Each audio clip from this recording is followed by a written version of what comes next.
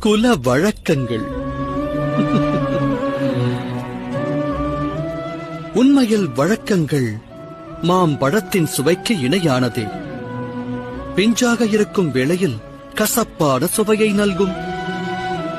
காயாக இருக்கும் வேளையில் அதன் சுவையானது புளிக்கும். அச்சுவையை விரும்புகின்றவர்கள் அக்காயை சுவீகரிக்கின்றார்கள். ஆனால் சிறிது காலத்திற்கு பிறகு அது மதுரமான சுவையை நல்குகிறது. அதை அனைவருமே விரும்புகின்றார்கள்.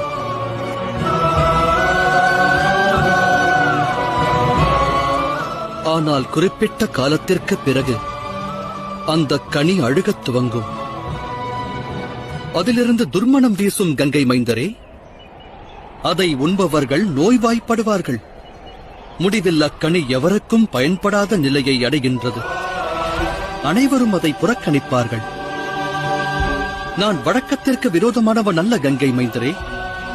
ஆனால் குல வழக்கம் துக்கத்தை விளைவிக்குமானால், கதியற்றவனுக்கு சதி செய்யுமானால், அக்குல வழக்கத்தினை பூமியினில் புதைத்து புது வழக்கத்தை தோற்றுவிப்பதே நல்வழியாகும். எந்த வழக்கமானது சதி செய்கின்றது? இதை நிச்சயிப்பது யார்? தாமா வாசுதேவரே,